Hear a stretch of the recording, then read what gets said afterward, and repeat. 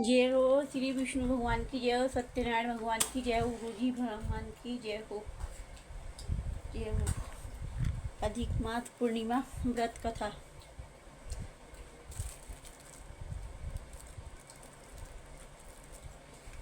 जय हो श्री सत्यनारायण व्रत कथा। सभी दर्शन कर लीजिए। जय हो श्री सत्यनारायण व्रत कथा। पहला अध्याय। एक समय में नेमी में तीर्थ में सुनगादी 88,000 ऋषियों ने सूत जी से पूछा, हे प्रभु, कलयुग में वेद विद्या रहित प्रभु को और भक्ति किस प्रकार मिलेगी तथा उनका उद्धार कैसे होगा। इसलिए हे मुनिश्रेष, कोई ऐसा तप कहिए जिसमें थोड़े समय में ही पुण्य प्राप्त होवे तथा मनोवांछित फल मिले। वे कथा सुनने की हमारी इच्छा है। सरसात ज्ञाता जी श्री सूत जी से बोले, हे विष्णु में पूज्य, आपने सभी प्राणियों के हित की बात पूछी है। अब मैं उस शेष व्रत को बताता हूँ जिस व्रत को नारद जी ने लक्ष्मी नारायण से पूछा था और लक्ष्मीपति ने मुनि शेष नारद से कहा था। सो ध्यान से सुनो। एक समय योगीराज नारद जी दूसरों की हित की इच्छा से अनेक लोकों में घूमते हुए मृत्यु लोक में आ पहुँचे। यहाँ अनेक योनियों में जन्मे हुए प्राय सभी मनुष्यों को अपने कर्मों द्वारा अनेकों दुखों से पीड़ित देख सोचा कि किस यंत्र के करने से निश्चय ही प्राणियों के दुखों का नाश हो सकेगा। ऐसा मन में सोचकर विष्णु लोक को चले गए। वहाँ श्वेत वर्ण और 4 भुजाओं वाले देवों के इस नारायण को देखकर, जिसके हाथ में शंख चक्र गदा और पद्म थे तथा वर्ण माला पहने हुए थे, स्तुति करने लगे। हे भगवान, आप अत्यंत शक्ति संपन्न है। मन तथा वाणी भी आपको नहीं पा सकती। आपका आदि मध्यम अंत नहीं है। निर्गुण स्वरूप सृष्टि के आदिभूत व भक्तों के दुखों को नष्ट करने वाले हो। आपको मेरा बारंबार नमस्कार है। मेरा भी बारंबार नमस्कार है। नारद जी ने इस प्रकार स्तुति सुन विष्णु भगवान से बोले, हे मुनि श्रेष्ठ, आपके मन में क्या है? आपका किस आगमन के लिए आगमन हुआ है? निसंकोच कहो। तब नारद मुनि बोले, मृत्यु लोक में सब मनुष्य अनेक योनियों में पैदा हुए अपने कर्मों के द्वारा अनेक प्रकार के दुखों से दुखी हो रहे हैं। हे नाथ, मुझ पर दया रखते हो तो बताइए कि उन मनुष्यों के सब दुख थोड़े ही समय से ही पर्यंत करने से कैसे दूर हो सकेंगे। हे नारद, मुनियों की भलाई के लिए तुमने बहुत अच्छी बात पूछी है। जिस काम के करने के लिए मनुष्य मोह से छूट जाता है वह कहता हूँ, सुनो। बहुत पुण्य देने वाला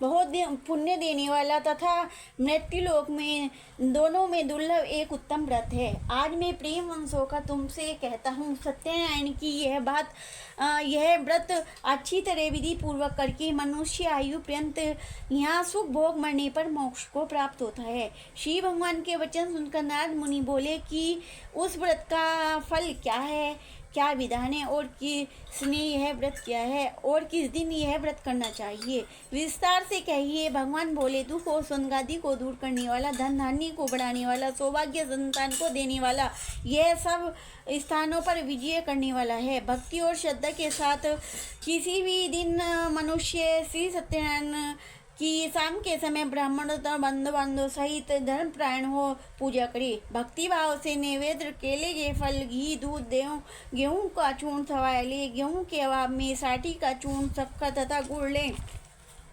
और सब भक्षण योग्य पदार्थ जमा करके भगवान को अर्पण कर दी तथा बंधु बांधव सहित ब्राह्मण को भोजन कराए में स्वयं पश्चात भोजन करें। नित्य गीत आदि का आचरण कर सत्यनारायण भगवान का स्मरण करते हुए समय व्यतीत करें। इस प्रकार व्रत करने से मनुष्य की इच्छा निश्चय ही पूर्ण होती है। विशेष कर कली काल में भूमि पर यही मोक्ष का सरल उपाय है। जिसलिए सत्यनारायण भगवान की जय। पहला अध्याय संपूर्ण। प्रारंभ। जय हो विष्णु भगवान की जय हो, बाल गोपाल की जय। सूत जी बोले, हे मुनियों, जिसने पहले इस समय में इस व्रत को किया है उसका इतिहास कहता हूँ। ध्यान से सुनो। सुंदर काशीपुर नगरी में एक अत्यंत निर्धन ब्राह्मण रहता था। वह भूख और व्यास से बेचैन हुआ नित्य पृथ्वी पर घूमता था। ब्राह्मणों से प्रेम करने वाले भगवान ने ब्राह्मण को दुखी देख बूढ़े ब्राह्मण का रूप धारण कर उसके पास आदर के साथ पूछा, हे विप्र, नित्य पृथ्वी पर क्यों घूमता है? हे शेष मुनि, वह सब मुझसे कहो, मैं सुनना चाहता हूँ। ब्राह्मण बोला, मैं निर्धन ब्राह्मण हूँ, भिक्षा के लिए पृथ्वी पर फिरता रहता हूँ। हे भगवान, यदि आप इसका उपाय जानते हो तो कृपा करके हो। वृद्ध ब्राह्मण बोला कि सत्यनारायण भगवान मनोवांछित फल देने वाले हैं, इसलिए हे ब्राह्मण तू उनका पूजन कर, जिसके करने से मनुष्य सब दुखों से मुक्त होता है। ब्राह्मण को व्रत का सारा विधान बता पूरा ब्राह्मण का रूप धारण करने वाले सत्यनारायण भगवान अंतर ध्यान हो गए।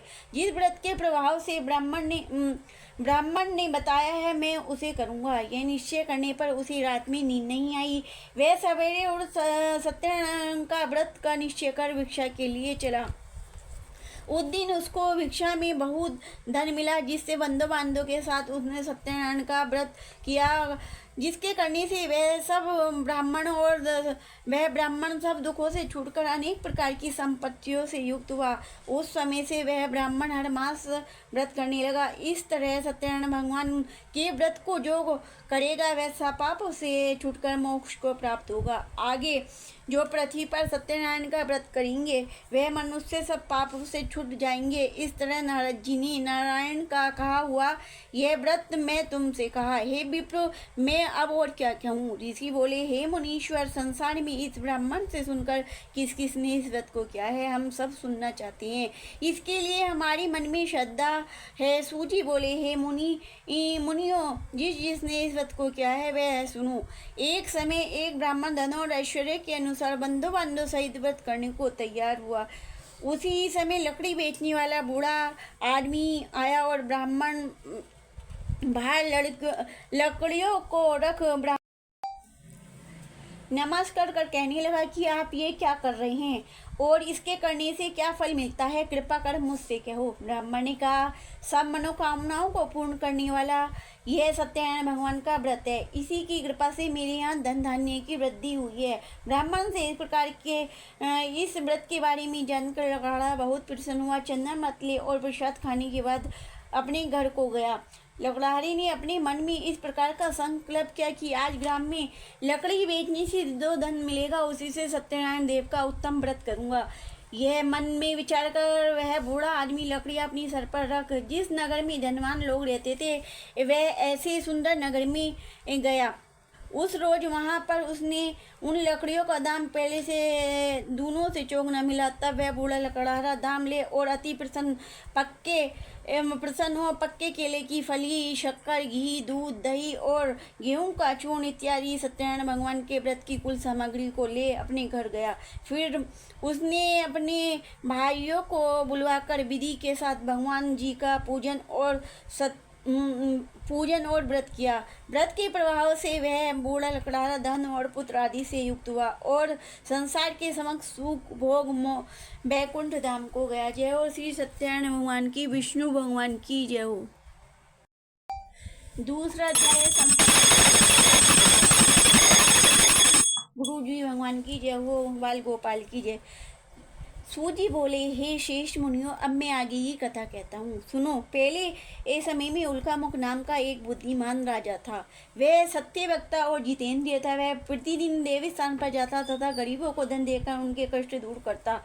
उसकी पत्नी कमल के समान मुख वाली और सदी सावधी थी। वह भद्रशिला नदी के तट पर उन दोनों ने श्री सत्यनारायण का व्रत किया। उस समय वह एक साधु वैश्य आया। उनके पास व्यापार के लिए बहुत धन था। वह नाव को किनारे पर ठहराकर राजा के पास आया गया और राजा को व्रत करते हुए देख विनय के साथ पूछने लगा, हे राजन, भक्ति युक्त जिससे आप ये क्या कर रहे हैं? मेरी सुनने की इच्छा है, सो आप मुझसे बताइए। राजा बोला, हे साधु, अपने बंधु बांधव के साथ पुत्र आदि की प्राप्ति के लिए महाशक्तिमान सत्यनारायण भगवान का व्रत पूजन किया जा रहा है। राजन के वचन सुनकर साधु आदर से साधु आदर से बोला, हे राजन, मुझसे इसका सब विधान कहो। मैं भी आपकी कथनानुसार इस व्रत को करूँगा। मेरे भी कोई संतान नहीं है, इससे निश्चय ही होगी। राजा से यह सब विधान सुन व्यापार से निवृत्त हो वह आनंद के साथ घर गया। साधु ने अपनी पुत्री स्त्री से संतान देने वाले उस व्रत का समाचार सुनाया और कहा कि जब मेरे संतान होगी तब मैं इस व्रत को करूँगा। साधु ने ऐसे वचन अपनी स्त्री लीलावती से कहे। एक दिन उसकी स्त्री लीलावती पति के साथ आनंदित और सांसारिक धर्म में प्रवृत्त हो सत्यनारायण भगवान की कृपा से गर्भवती हुई तथा 10वें महीने उसके एक सुंदर कन्या का जन्म हुआ। दिनों दिन वह इस तरह बढ़ने लगी जैसे शुक्ल पक्ष का चंद्रमा पड़ता है। कन्या का नाम कलावती रखा गया। लीलावती ने जब मीठे वचनों में अपने पति से कहा कि जो आपने संकल्प किया था कि भगवान का व्रत करूँगा, अब आप उसे करिए। साधु बोला, हे प्रिय, इसके विवाह पर करूँगा। इस प्रकार अपनी पत्नी को आश्वासन दे वह नगर को हो गया। कलावती पितृगृह में वृद्धि को प्राप्त हुई। साधु ने जब नगर में सखियों के साथ अपनी पुत्री को देखा तो तुरंत दूत बुलवा कर कहा कि तुम पुत्री के वास्ते कोई सुयोग्य वर देख कर लाओ। साधु की आज्ञा पाकर दूत कंचन नगर पहुंचा और वहां पर बड़ी खोज और देखभाल कर लड़की के लिए सुयोग्य वर्णिक पुत्र को ले आया। साधु सुयोग्य लड़के को देखकर साधु ने अपने बंधु बांधव सहित प्रसन्न चित्रों अपनी पुत्री का विवाह उसके साथ कर दिया। परंतु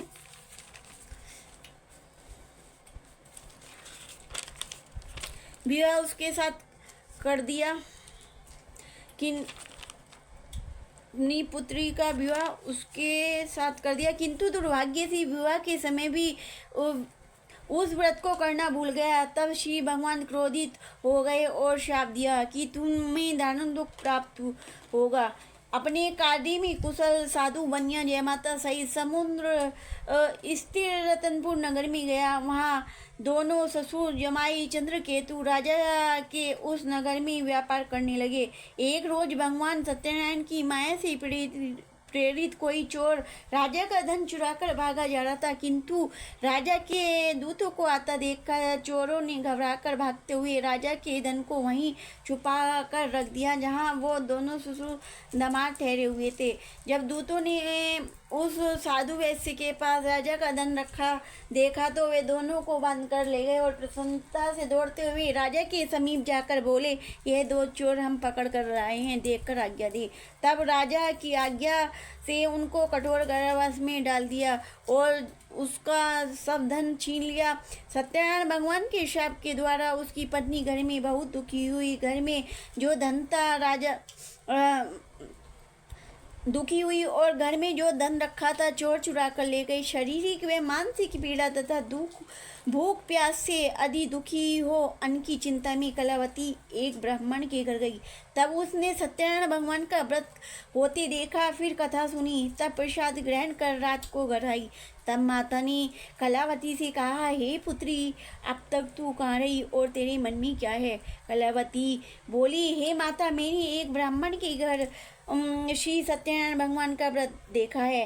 कन्या के वचन सुनकर लीलावती भगवान के पूजन की तैयारी करने लगी। लीलावती ने परिवार और बंधु बांधव सहित श्री सत्यनारायण भगवान का पूजन किया और वर मांगा। फिर मेरे पति और दामाद से शीघ्र ही घर आ जाए। साथ ही प्रार्थना की कि हम सबका अपराध क्षमा करो। सत्यनारायण भगवान इस व्रत से संतुष्ट हो गए और राजा चंद्रकेतु को स्वप्न में दर्शन देकर कहा, हे राजन, दोनों वैश्य को प्रातः होते ही छोड़ दो। जो धन तुमने ग्रहण किया है दे दो, नहीं तो मैं तेरा धन, पुत्र, राज्य, पुत्र आदि सब नष्ट कर दूंगा। राजा से ऐसे वचन कह भगवान नर्तन ध्यान हो गए। प्रातःकाल राजा चंद्रकेतु ने सभा में अपना सब सुनाया। फिर दोनों वर्णिक पुत्रों को कैद से मुक्त कर सभा में बुलवाया। दोनों को आते ही राजा को नमस्कार किया। राजा मीठे वचनों से बोले, हे महानुभावी भावी वंश, ऐसा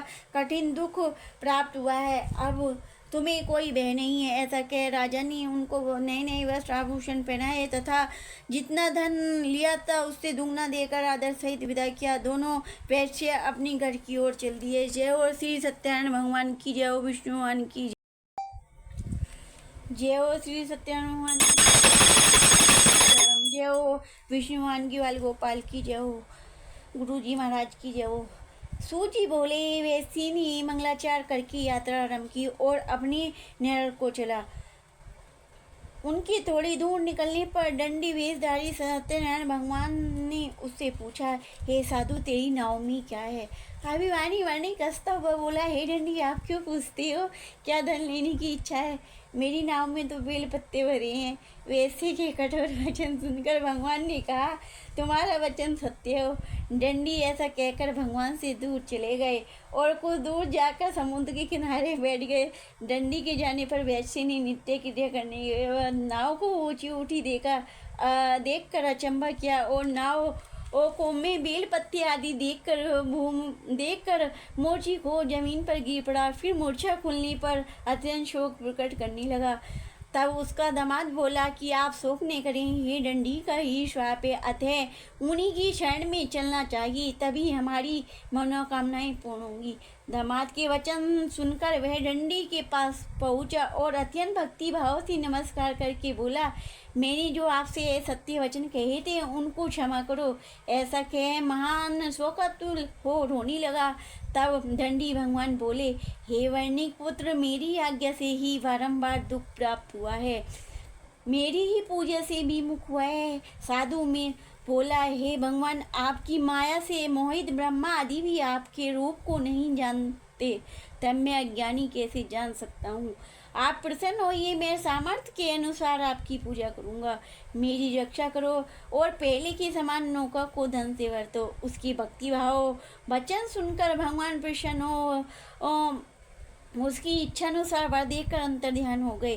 तब उन्होंने नाव पर आकर देखा कि नाव धन से परिपूर्ण है। फिर वह भगवान सत्यनारायण का पूजन कर साथियों सहित अपने नगर को चला। तब अपने दामाद के निकट पहुंचा। तब दूत को घर भेजा। दूत ने साधु के घर जा उसकी स्त्री को नमस्कार कर कहा कि साधु अपने दामाद सहित इस नगर के समीप आ गए हैं। ऐसा वचन सुन साधु की स्त्री ने बड़े हर्ष के साथ सत्यदेव का पूजन कर पुत्री से कहा, मैं अपने पति के दर्शन को जाती हूँ, तू कार्य पूर्ण कर शीघ्र। माता के ऐच्छिक से वचन सुनकर कलावती प्रसाद को छोड़ पति के पास गई। प्रसाद की अवज्ञा के कारण सत्यदेव ने रुष्ट हुआ उसके पति को नाव सहित पानी में डुबा दिया। कलावती अपने पति को न देखकर रोती हुई जमीन पर गिर पड़ी। इस तरह नौका को डूबा हुआ तथा कन्या को रोता देखकर साधु दुखी हो बोला, हे प्रभु, मुझसे या मेरे परिवार से जो भूल हुई हो उसे क्षमा करो। उसके दीनहीन वचन सुनकर सत्यदेव प्रसन्न हो गए और आकाशवाणी हुई, हे साधु, मेरी कन्या तेरे प्रसाद को छोड़कर आई है, इसलिए इसका पति यह दृश्य हुआ है। यदि यह घर जाकर प्रसाद खाकर लौटे तो इसका पति अवश्य मिलेगा। ऐसी आकाशवाणी सुनकर कलावती ने घर पहुंचकर प्रसाद खाया और फिर आकर पति के दर्शन किए। पश्चात साधु ने बंधु बांधव सहित सत्यदेव का विधि पूर्वक पूजन कर उस दिन से वह पूर्णिमा का सत्यनारायण का पूजन करने लगा। फिर इस लोक सुख भोग अंत में स्वर्लोक को गया। जय और श्री सत्यनारायण भगवान की जय। तो चौथा अध्याय संपूर्ण 5वां प्रारंभ।